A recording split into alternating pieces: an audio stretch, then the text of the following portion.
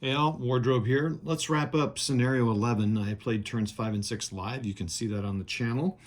If I'm good, I would put a link to it so you could just click right to it. It's a lot of fun. Anywho, you can see how this all panned out because I played it live with a few people watching. Yeah, this turned out pretty cool. So the Germans have the victory. They own 1, 2, 3, 4, 5, 6 hexes. 6 out of the 11, so that's 6 to 5. They win.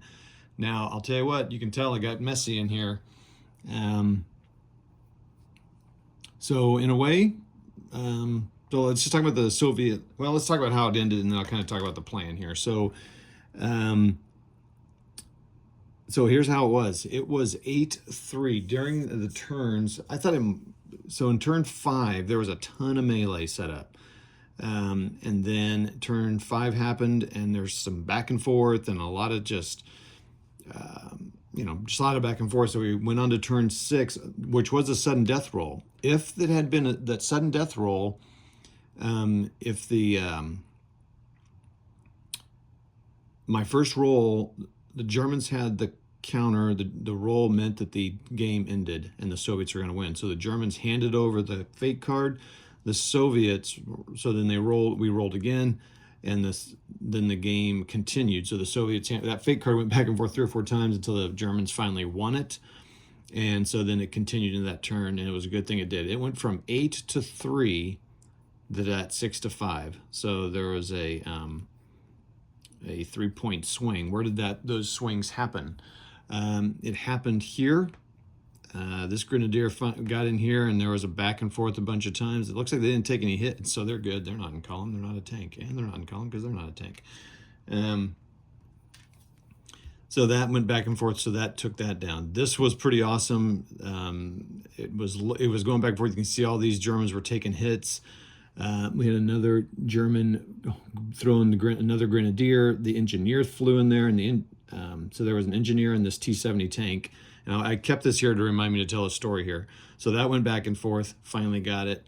And then there was that tank in here that T-34 that had been here the whole time. This Grenadier unit broke down before they got broken. No, that's not, yeah, no. The whole unit was broken, so they deployed, and then each guy advanced into each of these hexes, advanced, and then they advanced again into here, and they took out that T-34 because they were able to attack it twice. So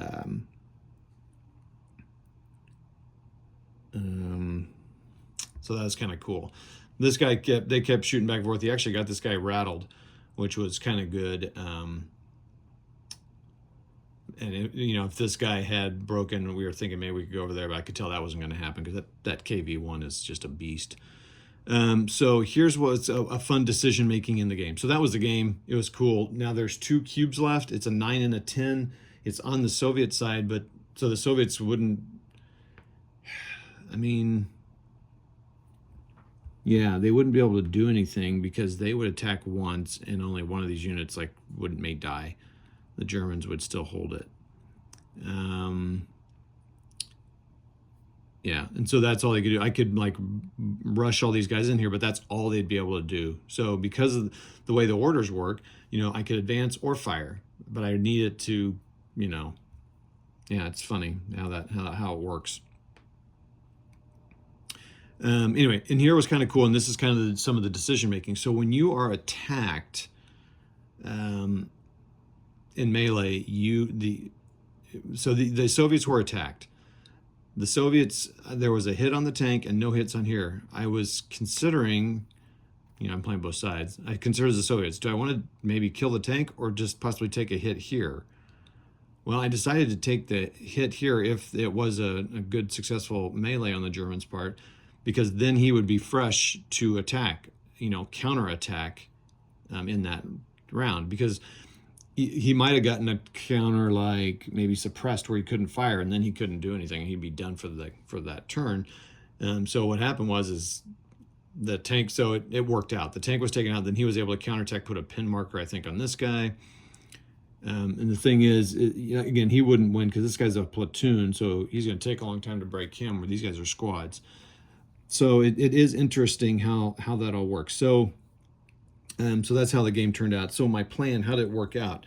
The only bad thing is that these guys way back here, that what was they? Yeah, right into the rifle platoon.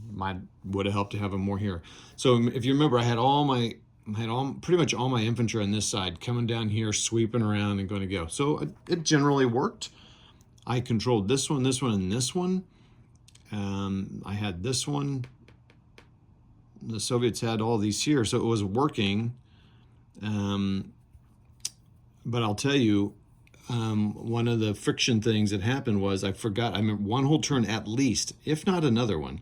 One whole turn, I kind of forgot these guys over here because I got all distracted over here and used all my points over there. So I kind of missed a turn actually, where I maybe could have, moved around and got more of the buildings and secured it with more infantry. But it was cool. I mean, I would say that by having 2 cubes left, it went down to the wire. I'd call that down to the wire game. I did have a lot of fun playing it.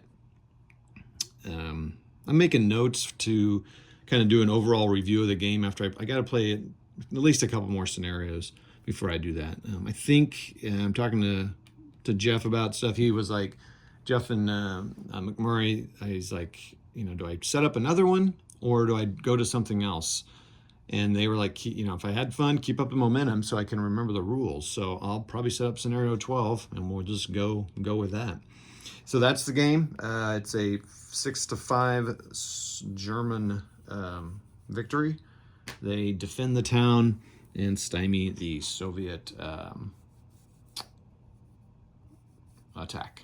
So, all right, we'll see what scenario 12 holds up. Thanks a lot, all. I appreciate all you, subscribing and checking the bell and doing all that stuff. Leave me some comments. We'll talk to you. Bye.